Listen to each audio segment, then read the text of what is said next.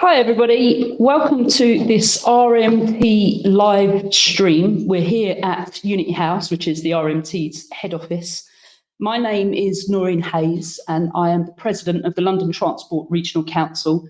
You're part of a regional council that has 13,500 members, and 10,000 of you are currently going through a process of being reballoted in our main dispute, which is the jobs, pensions and agreements dispute. Today's meeting, it's not going to cover pay. That's a separate point. So we're just going to be focusing today on the jobs, pensions and agreements reballot. And today we've got some people here who are going to take you through why you should vote yes in the reballot for jobs, pensions and agreements.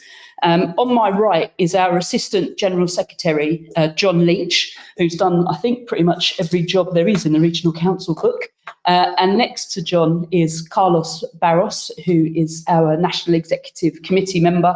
And to my right, Jared Wood, who's your regional organiser, and all oversee the London Transport region, and that includes this London Underground reballot. So the reballot actually opened on the 13th of October and it will close on the 9th of November. So it's really important that you get your ballots back as soon as possible. Don't delay in doing that. I wanted to say today that we started our dispute on the 24th of January 2022. And we have to reballot every 6 months. It's the same dispute, the same issues that we've been encountering with TfL budgets being slashed left, right and centre. The anti-trade union legislation means that we have to do this process every 6 months and we're forced to do this by postal ballot. So I know that lots of you will be wondering why we can't get with the times and why you can't submit votes online. That's Tory government legislation that's on the side of the employers, making sure that the employers are favoured in these disputes, hoping that we don't get over 50%. Everybody who is entitled to vote in these ballots, 50% of you must return your ballots or the ballot fails. And on top of that, because we're classified as public sector workers, 40% of you returning your ballots must vote yes. So it's essential that everybody understands as a collective why it's so important to return these ballot papers. I also wanted to say that this is a really historic accomplishment, and what we've done is returns successive times this ballot to make sure that your negotiating team are able to walk into the room knowing that if necessary and as a last resort we can take industrial action where talks do fail. And that's helped us to really push back against some of the worst cuts that London Underground and TfL have planned up to this point. So we don't want to let go of that now. You're out there and you've got to be congratulated for returning these ballots back time after time. You're defending your own jobs, your pensions and your agreements. You're defending yourselves and each other. So keep doing that. Make sure that you return your ballots where you get them. And currently, we're also in a process where our functional council and senior health and safety council reps will actually be contacting members individually and make sure you reply to them. They're just there to assist you in making sure that you get your ballot where you need it. We'll be contacting members across the region and London Underground. That's people that work on stations, trains, in APD, if you're a fleet maintenance, track and signals worker, service control, MATs, admins, grades, train managers, you're all included in this ballot. So make sure that you're speaking to your local rep where you need to. If you need a new ballot paper, don't wait. You need to order it today. The time for waiting on replacement ballots is gone. If you haven't had your ballot, it will come in a very light green envelope. So look out for that and make sure that you get that in the post as soon as possible. But I'm going to be handing over now to the people in the room who are representing all of your interests at various different levels. And the first person who's going to speak today will be John Leach for me, please. Thanks, Noreen. Good afternoon, everybody out there listening in this afternoon about this absolute necessity for everyone to vote yes in this ballot return that we've just heard about. In the defence of your pensions, your jobs and your agreements. But I'm John Leach and I'm the RMT's Assistant General Secretary. But another role I have as well on your behalf is I'm the RMT's trustee on the TfL Pension Fund. And you'll have already been told by the Pension Fund and by your union as well in writing last week that we've had the annual general meeting of the Pension Fund and it's in very good condition. And one of the ironies about all of this, of course, is that the pension fund that you're members of is in very good shape, and we need to keep it like that, because the politicians out there have got a very, very different agenda. Now, the reason why we can say that with absolute certainty, and I would also echo the point made just now by Noreen, that we've been able to push back any attacks on your pensions thus far, is that they've put it in writing. In the most recent of times, when you may well remember the commissioner wrote back to the government, he had a conversation on their behalf, on the behalf of TfL, which talked about exploring options towards a local government pension scheme, and essentially was pushing the boat in that direction. We know that the pension fund is in very good condition. We got to keep it like that. But the only way we'll be able to successfully do that is to, if we need to, be able to call strike action. And to be able to do that, we have to secure this yes vote. The pension fund, as I've said already, is in very good condition. But the plans for it are very clear.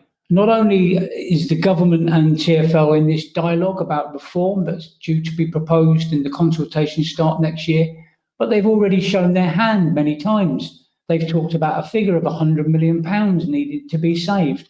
And that's why we have got to be absolutely resolute in fighting back and defending this pension.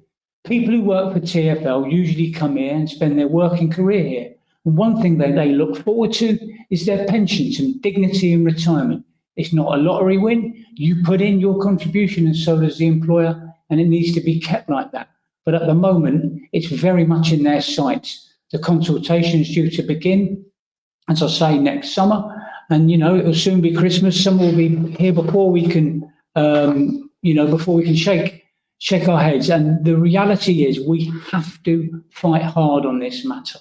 So that's where we are with pensions. Another question, I don't know if you want to take all the questions now. No, I'll go over to Jared's going to do a little bit as well, Okay. now, if that's all right. If you're happy come with back that. to So that's, thanks very much for that input on pensions. Really important. That's a huge mainstay of this dispute, and very important that we don't allow that to run away with us. Yeah. So I'll hand over to Jared now, if you want to come in and give us a little roundup as the regional organiser for London Transport. Yeah, thanks a lot. So all of the cuts that we're facing, whether it's on the pension where they want to push us into the local government pension scheme, or whether it's on cuts to jobs, attacks on our conditions, all of it is rooted in this aim of saving over £1 billion, actually up to £2 billion that TfL had to cut when the government announced that it would end financial support, that there would be no further post-COVID operational support for London Underground. And sitting here today, TfL's managed to find a lot of those so-called efficiencies by delaying investment in infrastructure and other things, but they're still looking for £600 million more of cuts by the beginning of the 2026 financial year. So this is a huge amount of money that they still have to find, and where at the moment they're not able to identify to us where they're going to get that from. So that means that the risk is still hanging over the heads of all of us. They still want to push ahead with making London Underground self-financing.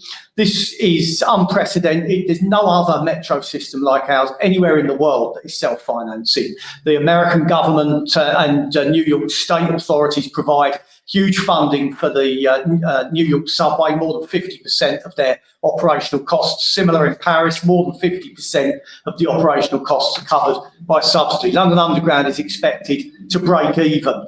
And it's us who are being asked to bear the brunt of the cuts that they want to make by reducing staff and making those of you that are left work more flexibly, work harder, work more extreme shifts, cover for each other once they've got rid of staff. Now, the first area that they really came at for this reorganisation is stations. And they put forward a proposal to remove 532 full-time equivalent jobs. They wanted to downgrade a whole load of CSS1 stations to CSS2. They wanted to do an area restructure, so you'd be working over huge areas and booking on in one place, getting sent somewhere else, and with maybe 45 minutes or more travelling between some of them. And they wanted to they wanted to end the CSM2 model, and I'll say a bit more on that in a moment. But we've managed to push back against all of that with the threat of strike action and taking strike action. So let's not forget that before they came forwards with some proposals to address our concerns on the stations, we had already taken 6 or 7 days of strike action, depending on what grade you're in. But we've won 200 of those jobs back at this time, and that's a guaranteed minimum. There's an ongoing process where your local reps will be looking at the rosters in your area and can make arguments for additional staff where you need them. So if you think there is a need for additional staff in a particular area that you work in, you need to make sure that your rep is raising that with the local management. We managed to get the CSS 1 to 2 downgrade completely removed off the table. This is a huge thing. That would have led to thousands or many hundreds of positions being downgraded by a factor of about £10,000 a year. It would have meant new rostering, it would have meant new displacements, and it would have ended promotion opportunities for a lot of you going forwards. That's off the table now. All the CSS1 stations that exist today will remain CSS1 going forwards. We managed to get them to withdraw the area restructure in all but a handful of central areas where there are very small geographical areas, and they will consult us on those through the normal business as usual process. But by and large, the area restructure has gone. That means they won't have to re-roster the job. So all that work that your reps have done to address work-life balance and get more weekend part-timers put in and other measures to reduce the amount of dead earlys, dead late, all of that work now is going to the good work will remain in place. We won't have to re-roster the whole job as we merge all the areas. And we've also won an assurance from the company that every single CSA2 going forwards and people already in the role will be offered a CSA1 position within 12 months of entering service. That means that the problem of people waiting 18 months, 2 years or more to get a CSA1 position should be hugely reduced by that win. We've also managed to get enhanced protection of earnings for CSM2s who are going to be put into CSS1 roles at the CSM2 stations. It's no one's pretending that this is a perfect arrangement, but it is a much better arrangement than the standard protection of earnings. It will be consolidated, which means that it will be pensionable. If you retire in the next few years, it's pensionable pay.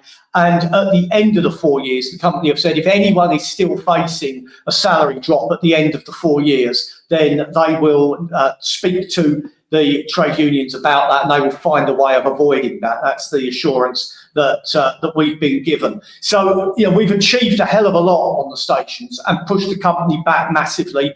And we had a reps meeting. It was the reps endorsed that position. But, we're not going to be able to do that in the other areas unless we win this reballot. That action that was looming was absolutely central to pushing them back on these station issues. And now we've got trains modernisation looming. We've got reorganisations all over APD, Asset Performance Directorate. That's Fleet, LU Engineering, and all the functions that come under them. And I know Carlos is going to say a little bit more about that in a moment. But my position and the union's position on this has been clear from day one.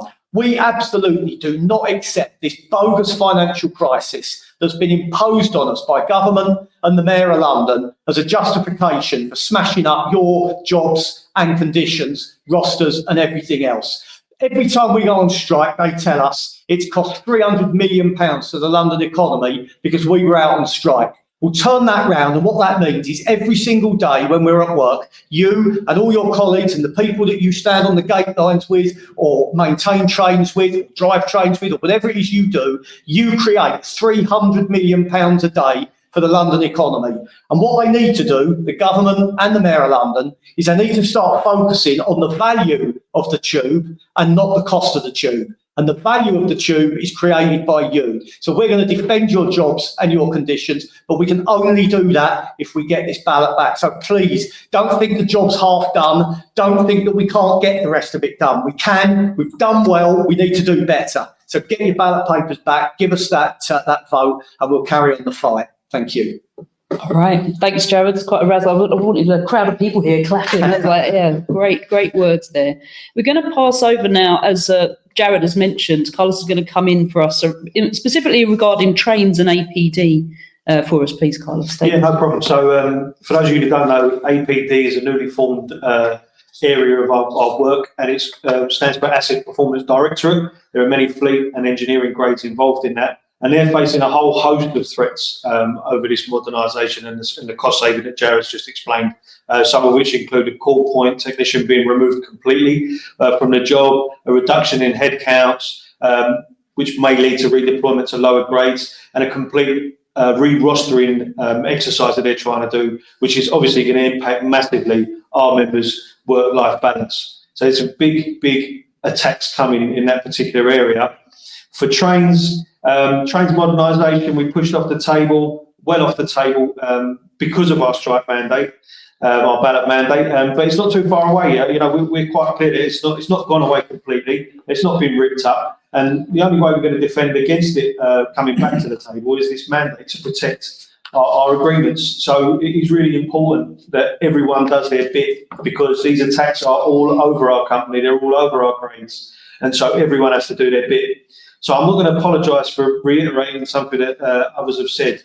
Our ballot closes on the 9th of November. You must ask for your ballot paper. If you don't have it, order it now. It should be on the screen. You email info@rmt.org.uk with your name and your address, and we'll get you a new ballot paper sent out. It's imperative that you do that, because all these attacks are coming. They're coming thick and fast, and this is the main defence we have against it, our ability to act quickly. And I am your voice in this boardroom, and I will need to act quickly sometimes, and I need that mandate to be able to do that. So the most important conversation you can have right now at work is speaking to your colleagues, speaking to other RMT members, and asking them directly, have you had your ballot paper? Help them if they haven't had it. Direct them to your local rep or to their branch. But we must all do this together. We'll work together, and we'll face any attack coming our way. Thank you. Thanks, Carlos. I wanted to come back on something that Jared had said about the financing. So I wanted to make it really clear about that relationship between a Conservative government and a Labour mayor. So where are these attacks actually coming from? Is it directly from government? Is it from TfL within itself? Is TfL responding to the government? I think that's something that's come through quite clearly from members, and anyone's welcome to sort of give their tuppence worth on that. But if you could just give us how have we got to this point over the pandemic that we're now looking at £2 billion of cuts? It seems almost unimaginable. Yeah, it is almost unimaginable. It all goes back to pre-2017, when the then Tory Mayor Boris Johnson agreed to go to self-funding. The Sadiq Khan, when he became mayor, stood on a programme that he could deliver self-funding, and we warned that it would collapse. We weren't expecting it to collapse quite as quickly as it did, but of course COVID cut the revenues and brought about the crisis a lot quicker than it would have arrived, than it would have come anyway. Since then, the mayor and TfL have been arguing that the TfL does need government funding in this period, and the government's refusing to provide that funding. But the problem is that instead of standing alongside us and fighting the government for the funding, the mayor seems to feel that it's perhaps easier to try and impose that austerity on the underground. So, our appeal to the mayor is very clear. If you think that TfL deserves public funding, then stand with your staff and fight the government with us for that funding. Yeah, I agree with Jared there. And, the problem we've got is we've got a conversation, which we've got evidence of in writing, between the government and TfL, which, of course, isn't doing what we've just heard, what we'd like to happen, which is to stand up and fight for the tube staff and the people of London to have a properly funded network. What we've got is a dialogue which is about potentially delivering pension changes, let's not call it reform, and bad changes. And I'm going to keep coming back to this again and again. Now, some of the questions we've had in for today tie in nicely with this point, and it might be an opportunity now, Noreen, just to answer them. So one of the generalised questions is, what are TfL's plans? There aren't actually any cast iron plans on the table right now. We know what they've said in the past, and they've never said there won't be any changes ever. They won't give us that assurance, and they know a consultation has to start by next summer. But one thing for sure they will be proposing will be that you'll work longer, retire later, you're paying more, they'll paying less, the employer, and your benefits, what you receive in pension retirement dignity, will be worse, because that's the experience of all pension reform in this country. So why would it be any different? And that's why we've got to fight to continue to keep the pension fund that we've all paid for, that you've all worked hard for, that we've all contributed towards, and they can keep their hands off of it. It doesn't need changing, it's got to stay like that. Another question we've had is, does this affect different people in different ways? For example, some of the engineering staff were privatised some time back into a company called Tube Lines and Metronet. They've come back again. This affects everyone. If you work for London Underground, whether or not you've been there 1 year or 30 years, and you're in the TfL pension fund now, or you will be affected by any potential changes to that fund. There's letters flying around from over 25 years ago, giving certain assurances at that point. That could be changed at the click of the Secretary of State's signature across a document after the Parliament's changed the law. We have to stick by ourselves. We have to defend the pension, and the way we will do that is by realising that it affects everyone in every single way. And the other question we've had, Noreen, and I'll just make this point quickly, is, because there's a lot of talk about it, the local government pension scheme. What is it? Is it one that all the council workers are in Britain? Well, ask someone, a neighbour, a friend, or somebody you might know who's in one of those pension schemes that might have been reformed. They'll tell you it wasn't a good news story. The reality is the TfL pension scheme is what a pension scheme should look like. It's not a lottery win. You've worked hard for it. You've contributed towards it. It's got to stay as it is. But essentially, you work longer. You get less out of it. Your contribution rates are higher. The rises don't go up in line with inflation in the same way as TfLs do. And therefore, it's not something we will tolerate.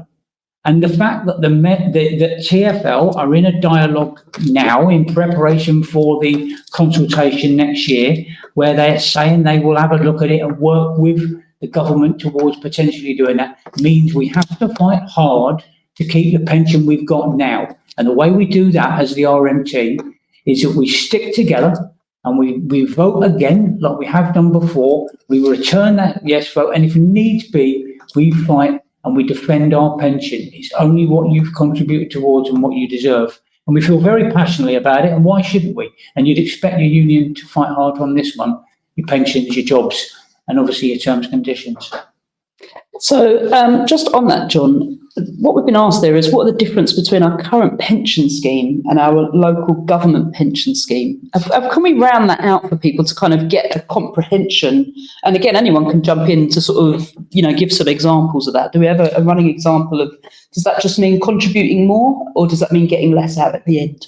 Well, it varies, but essentially what it means is that you retire at an older age, and your contributions will be not capped as they are in the TfL scheme, and the amount that you get is not based on the final salary pension arrangements. It's based on a career average. But these things are all in the wrong direction. The important message is the TfL pension scheme doesn't need to change. That's the point I keep reiterating. It's actually in surplus. It's got more money than it spends. What the pension fund needs to be done to it is nothing. It needs to be left alone. Mm-hmm. All right. Thanks for expanding on that a bit for me, John. We have had another question in, and we have said right at the start that this isn't about pay, but we have been inundated with questions about pay. Yeah. So I am going to ask you, we have been asked by a couple of different reps out there, what is happening about pay for this year? Could you just knock off what the claim kind of is, and just explain that, going forward, it's not part of this dispute, but we are dealing with that in different forums? Absolutely, we are. We've submitted a pay claim, as we would always, which means we've sent documents over showing the employer, London Underground in this case, that you're entitled to a pay rise. It's a cost of living crisis. It affects London Underground staff like it does anyone else. They've responded to it with what they call their best form final offer of 5% 1 year, and a few other bits and pieces around it. We've called a reps meeting, Noreen. That would be all the union reps. So if you've got an opinion about this and you're an RMT member, contact your rep. They will have a discussion with Carlos and Jared and other senior representatives of the union, and we'll have to determine where we go next. But that's where we are with pay. It's an important issue, like all these things are. But the ballot we're talking about right now is about defending jobs, pensions and agreements. And that's why, once again, I'm going to ask you to send your ballot paper back and tap your workmate on the shoulder and make sure they have too. All right. Thanks very much for covering that, John. Appreciate it. It is one, obviously, bone of contention for lots of people out there. So get talking to your local reps. That will come up, and Jared from different sources will take information, and that's how we've come to this jobs, pensions and agreements dispute as well. And it goes through this boardroom, and Carlos Barros, as your NEC member, will be helping to gather those reports that Jared makes and make decisions on our behalf about those things going forward. So that's a little bit about what happens in the background. But I wondered now if we've got another question come in regarding four-day working week. So we've got that in a couple of different forums. So what this person's asking is, has the company made any proposals regarding 4-day working week, and what is the latest on this? And I think they sit in a couple of different places. So if you could explain that for us, please, Jared. Yeah, okay. So first of all, the union's claim that was part of our pay claim, part of our previous pay claim as well, for a 32-hour 4-day week has been dismissed out of hand by TfL and LUL management. So they're not even prepared to discuss that with us at this time. That's their position.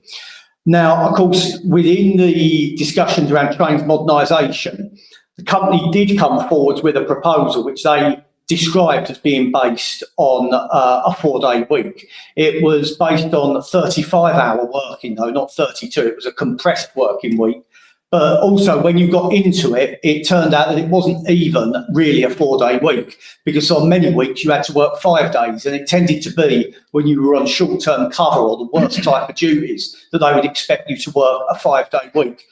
Added to that, it demanded all sorts of productivity and flexibility demands, remote booking on longer duties, more time on the handle, all sorts of things which were, and more weekend working, which were completely unacceptable and provoked a fairly strong reaction, I would say, from train operators right across the network. So at the moment, they've taken that package of proposals on trains away and sort of put it down over there, and they're now going to talk to us. But the discussions that they want to have with us are around many of the same themes of flexible working and productivity that were in that previous offer. So, there is no offer on the table at the moment for trains modernisation. We're going to talk to the company and we're going to defend work-life balance for our members. The union's position will remain that we want a 32-hour 4-day week. But what we're not going to do is accept a smashing up of parameters, the professional train workers agreement, and all the other safeguards for our train members. In other functions, of course, we will also argue to defend work-life balance. But at the moment, there are no proposals on the table from management to introduce 4-day working. Thanks, Jared. And I've noticed that this has come from a train driver. So I just wondered if you could expand on where we're at with trains modernisation. We're actually at the ACAS level. I sit as a Trains Functional Council rep in those meetings with you. So how did we kind of get to there from these nuclear proposals that they put onto the table? How did we get ourselves to ACAS, and what's likely to happen going forward at ACAS? Yeah, okay. So the way that industrial relations works on the underground is we go through what they call a machinery of negotiation. We have meetings at different levels of that machinery with the company, and then when we can't reach an agreement, we often find ourselves at ACAS, the Government Conciliation Service. So we've been at ACAS for some time on the trains issues. We've been at ACAS for even longer on the stations issues. And no doubt we will be there on a number of the proposals that get made on APD and service control and anywhere else as we go forwards. But specifically on the trains, to answer that question, the original proposals have, as the company term it, are no longer the starting point for negotiations. So they've been parked over there, and they now want to have a series of meetings with us at ACAS, where they go through some different themes and ideas that they've got, and they want to hear what we've got to say about that. So, you can rest assured, if you're a train operator, that we will be resisting anything that undermines your work-life balance or makes the job harder for you to do. We will be arguing that we need more people, not less, that we need to improve working conditions for our train operator members. And at any point, if the company comes forwards with any sort of proposals, then we will, of course, report that to you straight away. Lovely. Thanks for expanding on that. Much appreciated. I just want to make sure that we've got members out there that might not be familiar with the mechanisms that we use to resolve disputes. So we're going on now, zooming back around to a stations rep who is asking, and I think it's probably best place for you again, Jared, where I work, staff assaults and violence are getting worse. What can I do if I feel there aren't enough staff on my new rosters?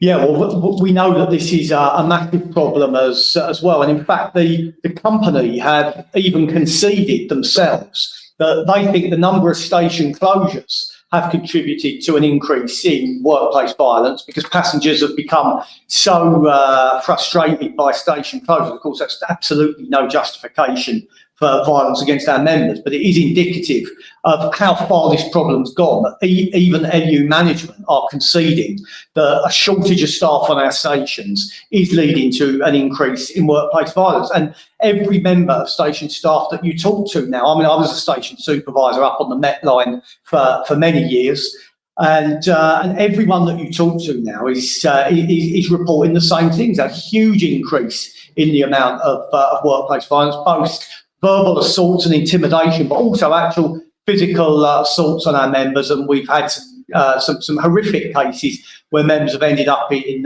hospital recently, and yet the company still expect you to go out there and try and do the job without enough people around you to help. And in some cases, lone working, where you haven't even got someone to raise the alarm if something happens. So this is something that we've been pursuing through the Workplace Violence Forum, where your station's safety reps represent our interests and meet with the British Transport Police and management. We're obviously looking at response times. We want it to be easier to get help when you need it, but also we want better staffing levels in the first place. And just to finish on the specific question that's been asked about what a member working in an area who sees this happening around them can do, well, what you need to do is speak with your local rep and get it raised at a local level first. The company had absolutely undertaken to look at all the failure to agrees on the new rosters that got imposed a few months ago. And if you can argue that you need additional people, you should do that. If your local management don't accept it, get it escalated up to your functional level reps, and they will fight it at that level. And if we have to, we will come back to that in the future. And if we need to enter into dispute with the company again over stations issues, there's no reason why we can't do that. There's nothing to stop us doing that, and we absolutely will do it. But hopefully we have made some progress, and we've got to build on that to try and get the number of staff into the stations that we need to be able to do the job that we all want to be able to do. Yeah, it's very worrying, that upturn in staff assaults and violence. We've all been very concerned for our members across the region, reach out for a bit of solidarity for all those that have been victims to it as well. It's really uncomfortable to hear about. Moving on again to another question. This one has actually come from one of our engineering reps, and it's kind of it's about a little bit about what we talked about earlier. But what savings have TfL said that they have to make? So I guess we've talked in the round about how much, but what are they saying that they need to slice and dice to get where they're off to? And I think it's probably best for you to answer that as well. And I'll throw in there something additionally for me. I know sitting at company council where we're looking at, they're delivering these huge financial sort of packages, and it's lots of numbers being thrown at us. There is actually something that's really helped TfL finance that, which is the Elizabeth line coming online, and how far ahead the Elizabeth line projections are now. So it'd be really helpful if you can combine those for me. Yeah, well, you're absolutely right that it's quite difficult to put your finger on the savings. And I think this is a deliberate strategy. I think that rather than come forwards and say to RMT, well, this is what we want to achieve across the whole of LUL and for that matter TfL, what we're getting is bits and pieces, and we're getting managers in this area coming forwards with this cut, managers in that area coming forwards with that cut. That's particularly the case on the engineering and fleet side.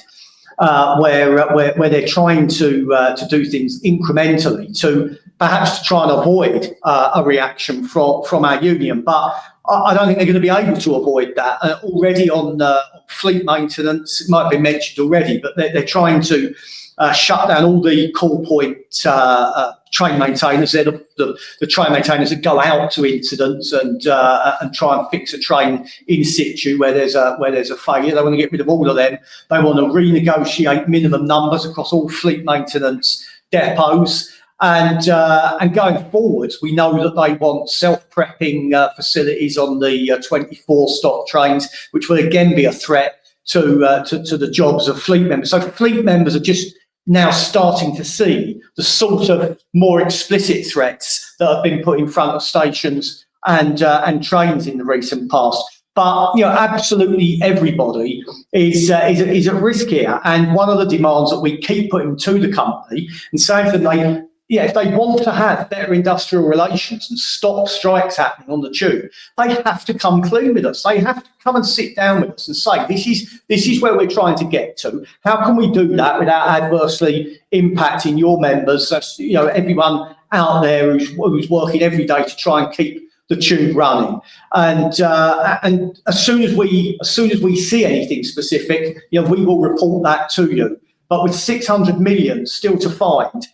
Just to put that into context, by the way, the amount of money they originally hoped to save from stations modernisation was about 50 million. They'll have ended up saving less than that. The amount that they originally put in front of us as an estimate of what they could save on trains modernisation was around 30 million. They might have to pull back from that as well. So 600 million is a lot of money still to find. And nobody needs to think, oh, well, I'm okay. I haven't been hit so far. So again, at risk of keep saying the same thing as everyone else, we have to have that ballot.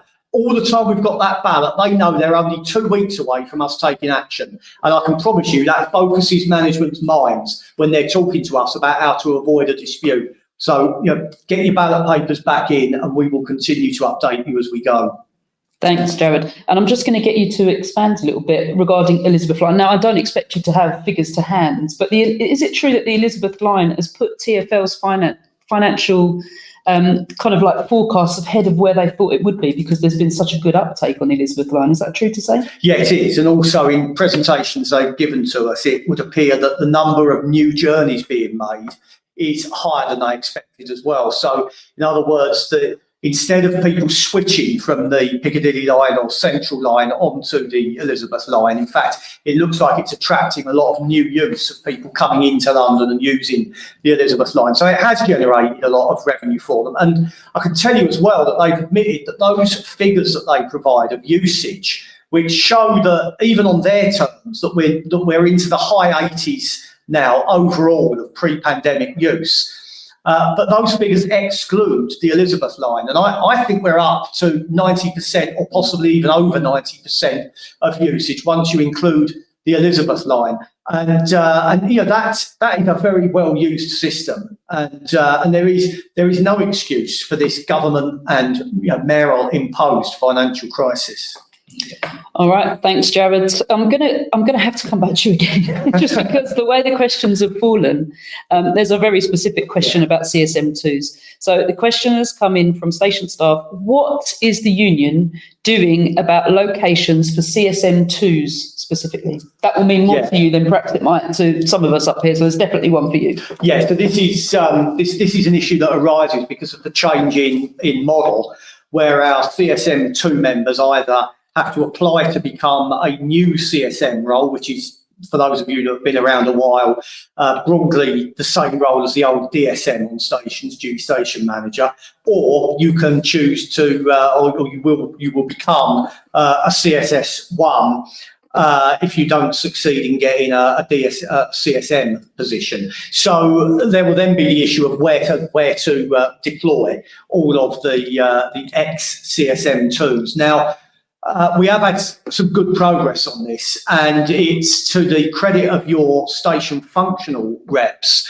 who've done a great job in managing to really limit the number of displacements in phase one of the station changes. Those that remember Fit for the Future will remember that people got displaced all over the place within half an hour, but got displaced all over the place, with people in central London getting moved out to the suburbs, people in the suburbs getting moved into the centre. It was an absolute mess. And we've managed to avoid that on this occasion. And it looks like there's going to be fewer than 20 people displaced as a result of phase one of the station changes. And what London Underground Management are saying to us is that they anticipate even fewer people having to be forcibly displaced as a result of phase two. And they are going to negotiate and talk to your station functional reps at every stage. When it becomes clear that they've got more people in one area than they need, they will talk to the reps about where those people might want to be deployed and what might suit them. So, you know, we have a strong position to represent the CSMs from going forwards. And of course, if there are any issues, then you need to make sure that your rep knows about that straight away. And if it can't be resolved immediately at stations level, then your station functional rep will escalate that to me, and we'll put it in front of the NEC, and, you know, we will stand ready to do whatever we need to defend people and make sure that people get a reasonable location. All right, thanks. There's obviously a worrying time for some people out there. And obviously the reballot is really important, that there's nothing stopping them coming back for more cuts in the future. So getting this yes vote is essential in terms of making sure that we stave those attacks off wherever they may be coming from.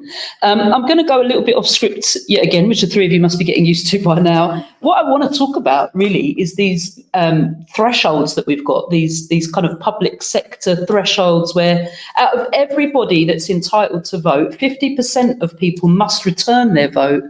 And then 40% of those must vote yes. I mean, that is really difficult to achieve on a postal ballot as well. But what does it mean if we get over that 50% and if we can manage to get higher than 50%? What does that do in terms of negotiating with an employer?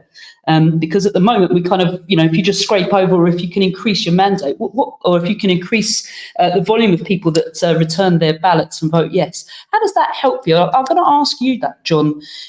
In general, how does that help a negotiator? Because you're one of our sort of most experienced negotiators on this table. It'd be really helpful to know. Well, I mean, the more powerful a vote you get, the more power you've got at your elbow at the negotiating table. Essentially, it's very straightforward. It reflects the determination of the workforce, their employees, our members, that their hearts and minds are with their union, not with their employer, because they have been tried to be persuaded to vote no or not to bother voting in the ballot. And it means that negotiators at the table, people like Jared and colleagues, yourself, Noreen, and myself as well, are able to say to the management and look them in the eyes and say, this is a reflection of how pooled your workforce are, and you better do something about it, otherwise they'll go on strike. It is as straightforward as that. Mm-hmm. And that's why a very high turnout is so important. But by the way, and this is why you must vote yes, you must participate. Tap your workmate on the shoulder and say, have you voted? And be on it whilst we're in this period of balloting. It's because if we don't get over those thresholds, that's a whole different negotiation. That's one where the employer will feel emboldened to come for your pension fund, to come for more jobs and people's agreements. Our union went through something at P&O, you may remember it, nearly 18 months plus ago, where every single member of the staff in a unionised company was sacked by email. And it wasn't illegal. What we've got to do is make sure that nothing like that happens here. And the only way we do it is having the collective power as London Underground's tube staff to be able to stick together and to fight using industrial action. No one gets hurt. It's just a means of industrial action to make the point and apply leverage is what we call it economically on the matter. So it's really important we get a high turnout. Yeah, thanks, John. Can I just say something on the thresholds? Because I do think it's important that we send a message to these people, because you've got a mayor who didn't get 40% of the electorate in London vote for him, yet he's allowed to impose austerity on the tube every day of the year.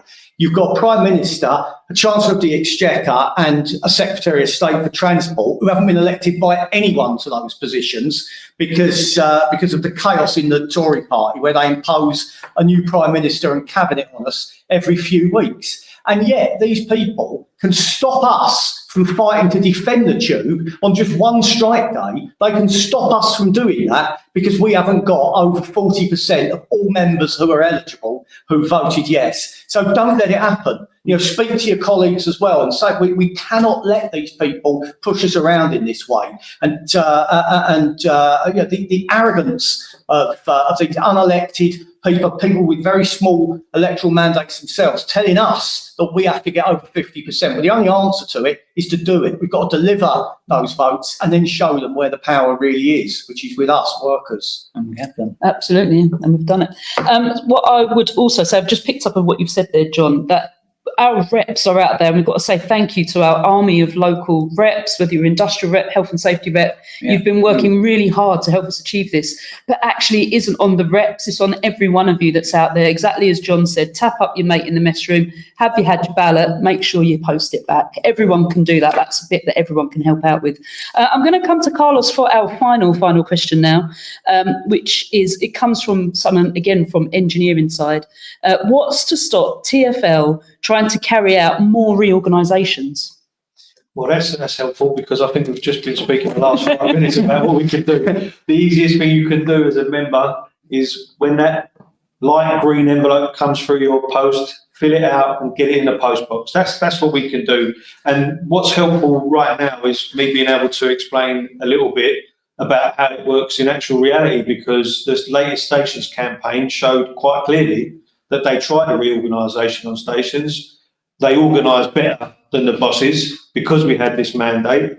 We threatened strike action and they removed them. So it's very clear. We've got examples already in place that show us what we can do. But we can only do that when we have your voice in our back pocket saying we're prepared to stand up and defend each other with any attack that comes our way. So I'm going to reiterate it again, and I'll make no excuses for it. You have to get that ballot in the post. You have to tap up your mates. We all have to do it. I'll be doing walk-arounds. I'm sure others will be doing walk-arounds. We'll make sure, and I'll reiterate, that if you haven't had your ballot paper now, the information should be on the screen, info@rmt.org.uk. Get that email out if you haven't had your ballot paper. All right. Thanks, Carlos. I think that we've finished up with all of the questions that we've got. I mean, we had a lot of questions. We've kind of condensed them into themes there. And I'm going to hand over to you, I think, John, to finish us up. Couple of minutes just as closing remarks for us, please. Thanks very much, Noreen, and thanks, Jared and Carlos. And thank you, RMT members, for joining us this afternoon and listening and participating with the questions that you've sent in on this incredibly important issue of getting the vote out. We've said it so many times now, even we're finding it repetitive, but it's important. It's your pension, it's your job, and they can take their hands off your pension and your job and your terms and conditions. When you join London Underground, we turn up and we find that people who came before us have left good pensions and a reasonable job, reasonable salaries, good conditions, and a good team of workmates. You do a fantastic job for the people of London. You kept London moving during the pandemic. And the thanks for this is they put your pension in jeopardy, jobs are being cast to the wind, and people's terms and conditions are being analysed to be made worse. We're not having it, the RMT. We've returned yes votes, we've gone on strike, and we'll do it again. We don't want to have to do it. Why would we? But we will not tolerate an attack on any of our members' terms, conditions, jobs or pensions. And that's why we return the yes vote. We go back to the negotiating table. We feel good about what we're doing. We're doing nothing wrong. We're just sticking up for ourselves. And that's right. And we're doing it in an honest way to defend our jobs, our conditions and our pensions. And I think we should all feel proud about that. And hopefully this employer, the government, the mayor, whoever it is who's listening to us, just backs off and lets us just get on doing the job that we like doing for the people of London And I think that will be my closing remarks for this meeting. Thanks, Noreen. Thanks very much for finishing that up there, John. It's really important that you get your vote back. You will have seen that this live stream has got info@rmt.org.uk. Get that out to your work colleagues if they haven't already received a ballot paper. Make sure you speak to your local reps if you have any issues. And we just send a huge shout of solidarity out to you all. You're all doing a great job as members and reps out there. So solidarity to all of you. If you need any help, just contact us and we're there to support you in any way we can. Take care. Thank you.